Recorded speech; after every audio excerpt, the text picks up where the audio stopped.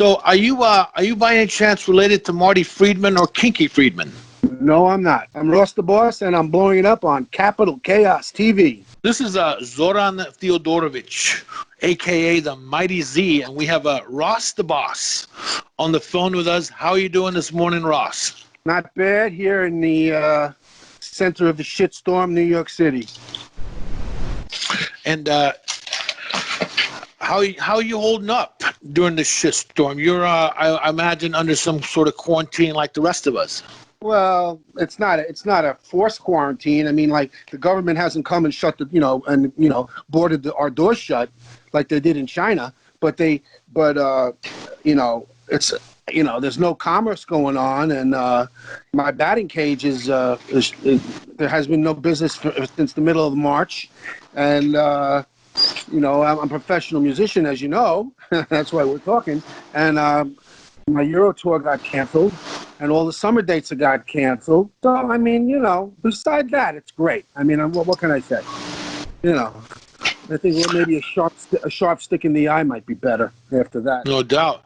What have you been doing to pass the time during the? It's not actually a quarantine. It's called a shelter in place. I mean, a cower in place. What have I been doing? Well, I've been working out a lot. I've been playing my guitar, writing songs, working on the new Dictators project, doing some sessions for people, whatever I could do. Everything that needed to be fixed around my house has been fixed. And, we're into the painting mode already. So anything that I think of doing, I'm doing it. It's unbelievable. So my buddy Nate out in New Jersey said his buddy Dean told him about a Shakin' Street reunion. Does that sound like something that might have happened last year? It's already happened. We did 15 shows a year ago last January in France. And we were supposed to do some shows at the end of some festival shows at the end of the summer, but those are already canceled. So, So, So I got the Shakin' Street on hold. I got RTB Band on hold, but my tour has been rescheduled. The Ross the Boss tour has been rescheduled for November, December. I got 20 shows booked. Hopefully it goes, because we have to get out and support the new record. Born on Fire just came out March 6th, and so that's what's going on. And I got the Dictators going. So I got a bunch of projects happening. Could you ever see a return to Manowar? I could foresee. There's nothing that I can't do. I haven't said that I would never play with them again. It's just, anything is possible in this world if people can talk to each other. I never say never. It's not my decision. So, and like you were saying, Born of Fire is what's the first? It's the fourth full length from Ross the Boss. Is that right? Yeah, it's my fourth album on AFM. Let's see. Let me give you a little history. I started 2008 on AFM, New Metal Leader, 2010, Hailstorm. Then I took a little hiatus. I did two metal records with this metal band called Death Dealer, and we're still together. Third record's coming out. So Death Dealer was 2012 and I think 14. And then my third record on AFM we did in 2016. Came out like 2 years ago. Not 2 years. 2018, right. It came out in 2018, and now, sorry to confuse you. Now we have Born of Fire out March 6th. It just came out. Is there any, did you do any special, was there any bonus tracks for the Japanese market? No. This is the first time that I haven't done special bonus tracks. And why do they get bonus tracks? I don't know. Why can't everyone else get a bonus track? I don't know. Well, I mean, thanks to the internet, everything is accessible now. Yeah. So the Japanese are not just the only ones getting it. Yeah. Well, I think everyone deserves bonus tracks, but I'd like for the bands to start getting paid. Yeah. Don't hold your breath on that one. Yeah, right. some people say that bands over the decades have been ripped off by the record companies, and now they're just being ripped off by the general public. Well, Does that's that true. sound about right? Well, I hate to sound bitter about it, but when I was in Manowar, my first roadie was Les Paul's godson. Right? You know Les Paul? I do, the guitar manufacturer. The genius Les Paul, the guy the model was named after him. He invented multi-track recording. He invented reverb. He was called the Wizard of Washaka. He was one of these guys like beyond Leo Fender and beyond those guys, beyond that kind of. I mean, he was a genius. He invented modern recording. He invented multi-track recording, plus the guitar player, plus making the Les Paul, plus a million other things that he did.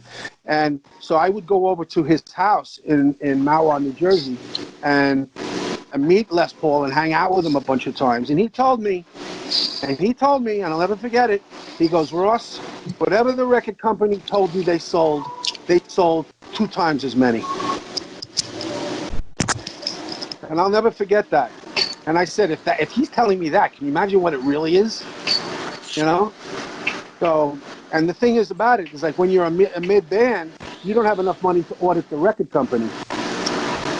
But the bands that audit the record company back then were the ones that sold 20 million, 30 million. It wasn't so unusual not to sell 10 million records and 5 million records before the shitstorm.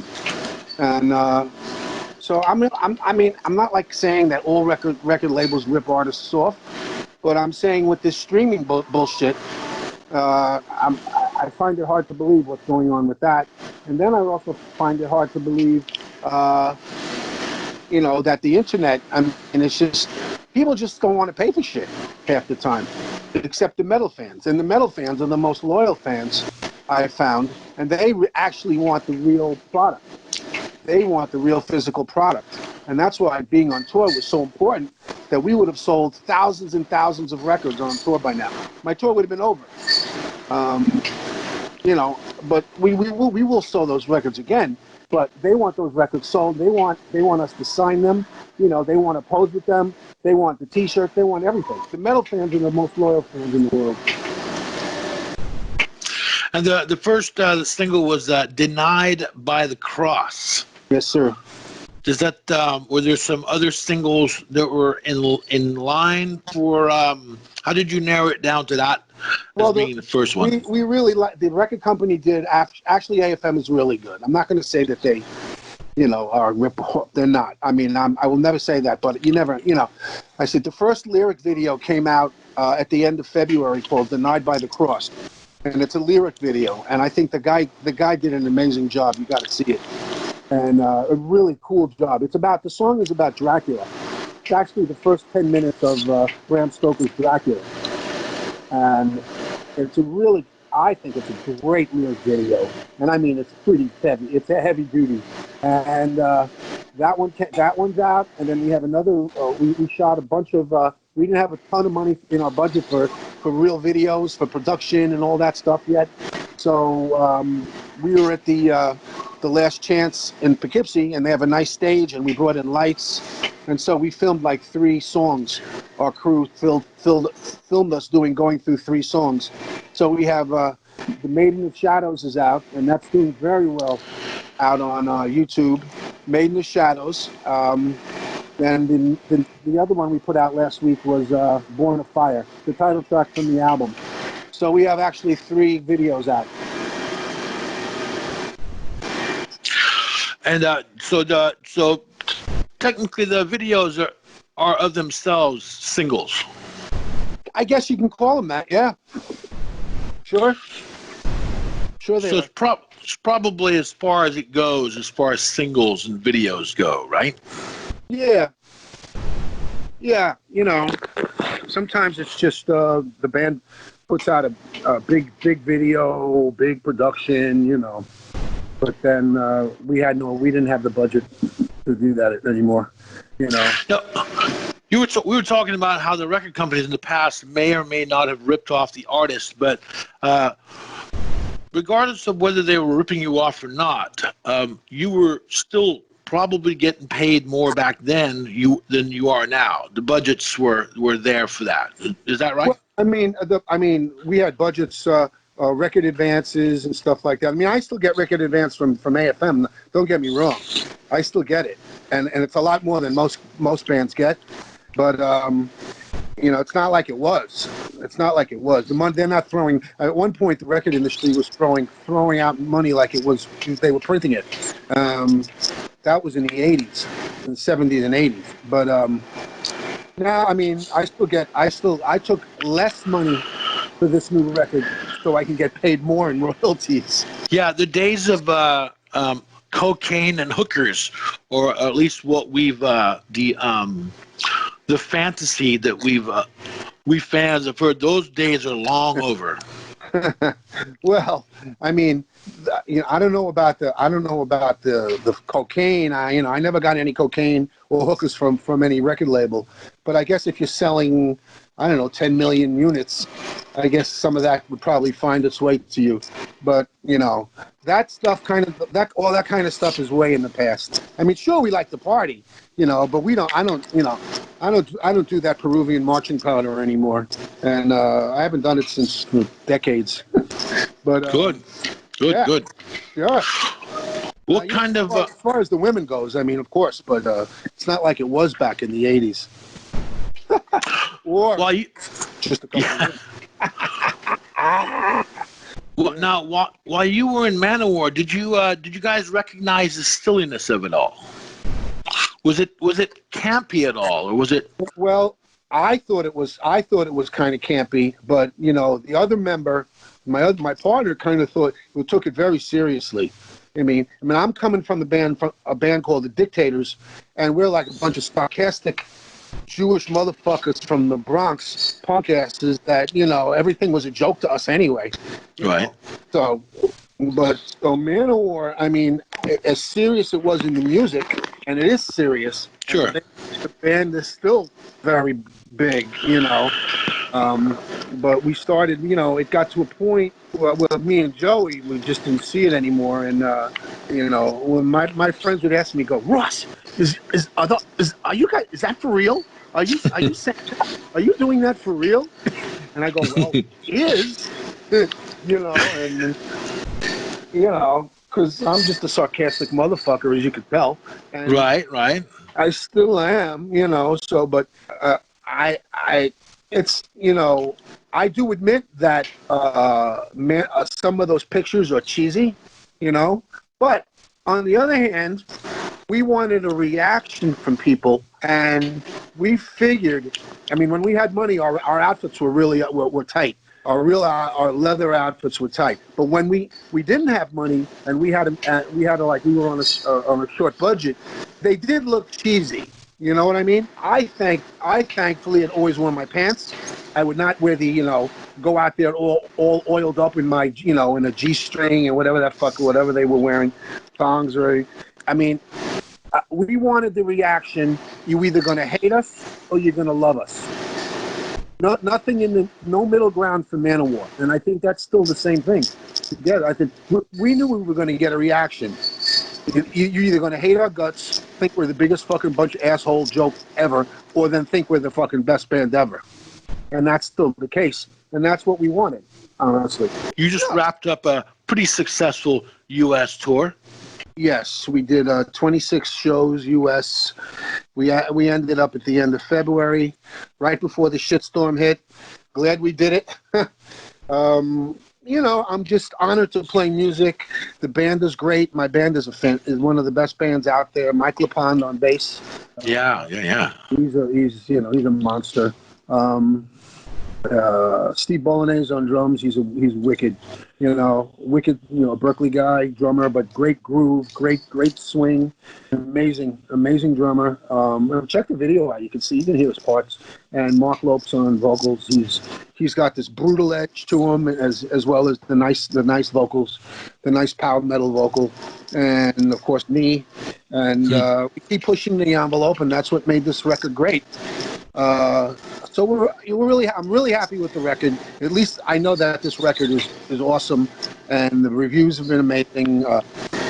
Metal Hammer, all the reviews have been like 8, 10, 9, 10, 10, 10.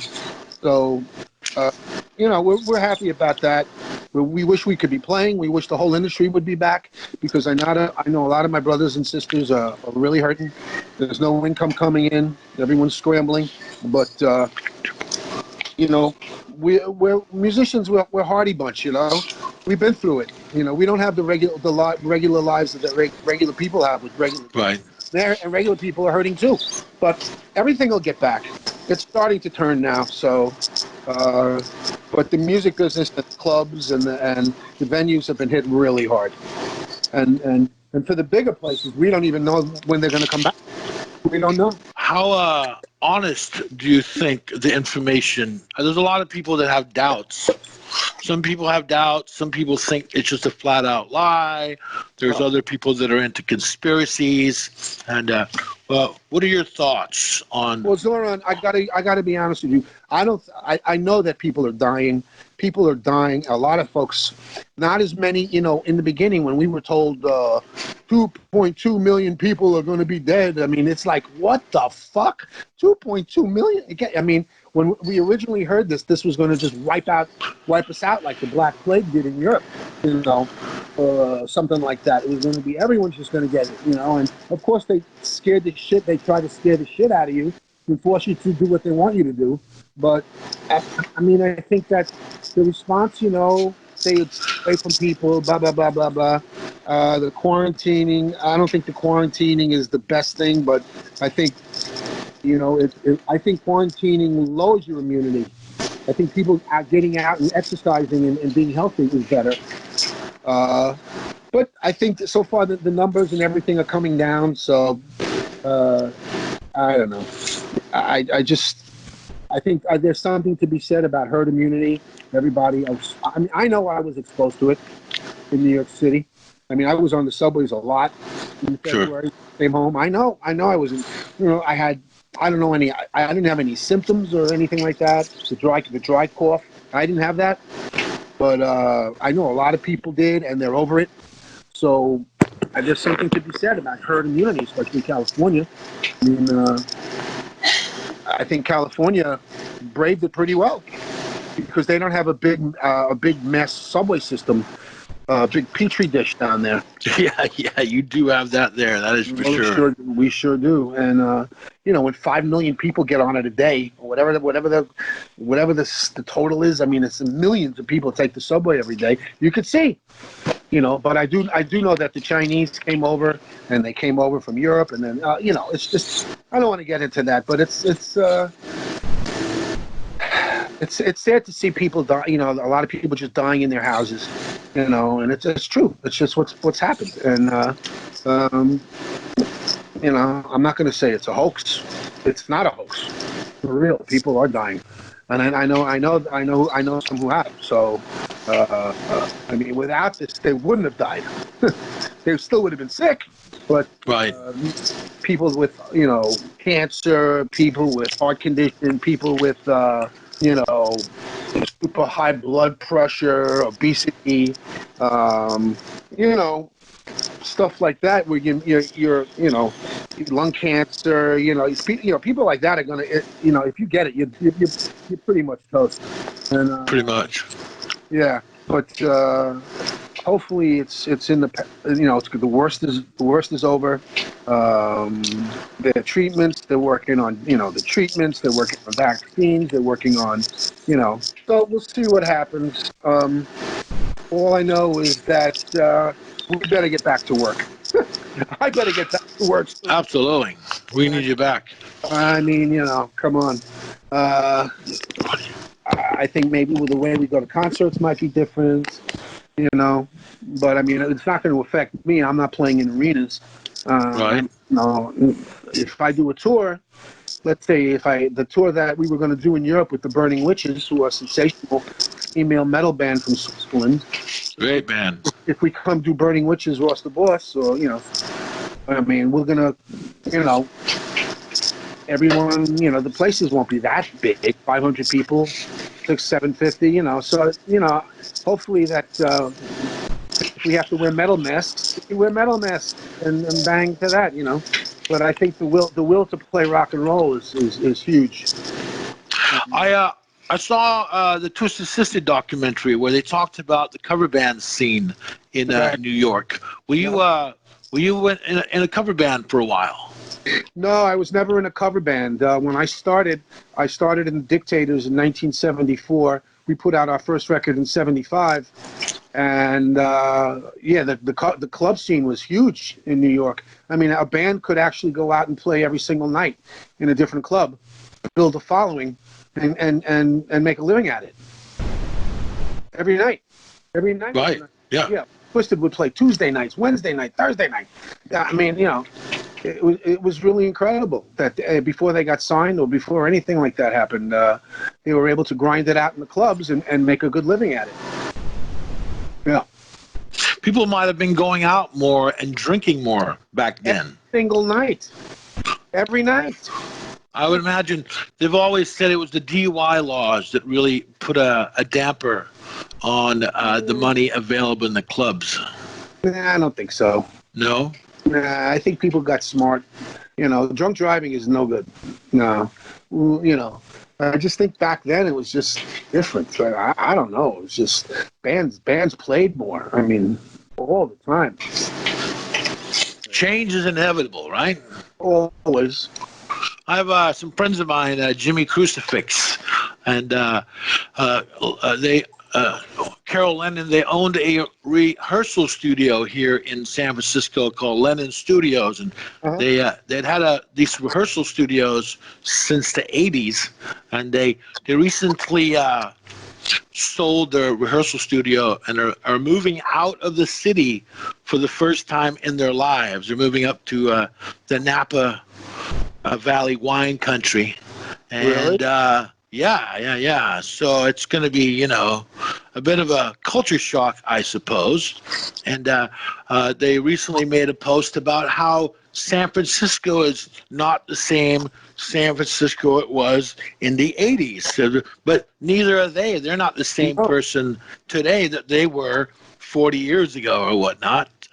Change is inevitable. I mean, New York was a bit of a slum, I believe, Well, in the '80s, back in the day. Well, back the Lower East Side was when CBGBs, we started in when the Dictators started in CBGBs, and basically we had played in '75 where Kiss was playing in the Coventry and around those clubs before CBGBs, before Max's. But once CB's started, CB's was right in the Bowery, right in the middle of Bumville. It was the lower back there. Back then, it was all bums. It was amazing. It was so skeevy, and that's before, of course, New York was gentrified, and New York University bought up the whole place, and now it's like now it's like Long Island. Ronnie James Dio, I talked to him before he passed away. He's originally from your area, right? Well, he's from Western New York. I'm from I'm from the East Coast. Western New York State is Syracuse, Auburn, around there where Manowar came from. He had told me that he was a Buffalo fan. Buffalo. Are you a sports guy as well? Oh, I'm a big sports guy. Are you the NFL, NBA, college football as well? I like all that stuff. I like New York Giants my whole life, New York Football Giants, the New York Mets baseball, New York Rangers hockey, the New York sucky-ass Knicks basketball. And my college team is Notre Dame. So you're a fan for better or worse? Oh, yeah. You got to be. You can't be no fair weather fan. I've always been a Steelers fan. Just that's me. That's good. When they lose, they lose. When they win, they win. I'm there for them. Yeah, you see that with football. My thing is, if the Giants lose and the Dallas Cowboys lose, that's a good day. As long as the Dallas Cowboys lose and are denied any success, that is a fucking good day for me. Well, hopefully we're going to have football. I know we're going to have football, and I think baseball is going to start to come back. It'll come back. Now you have a show tonight on radio on Gimme Radio. Is that right? It's on right now. Oh, it's on right now. 1 to Oh, 3. okay. Is it I guess that's not a live thing. It's a taped thing. It's taped. Okay. I tape my voiceovers, and my show is, it's my last Tuesday show, and after after my show, it's Alex Kane from L'Amour's. He's one of our DJs now, and Alex Kane was the DJ at L'Amour's in the heyday, and so his show's after mine at 3:00. But I'm on right now. If you want to download the app. Gimme Radio, it's free. Sign up, free.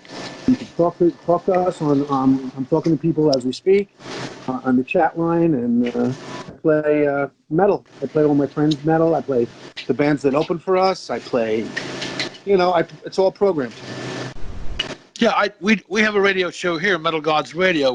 We're taped as well. We're on the air in Sacramento, and like elsewhere, we're online as well. And that's a taped thing. How do you like putting it together?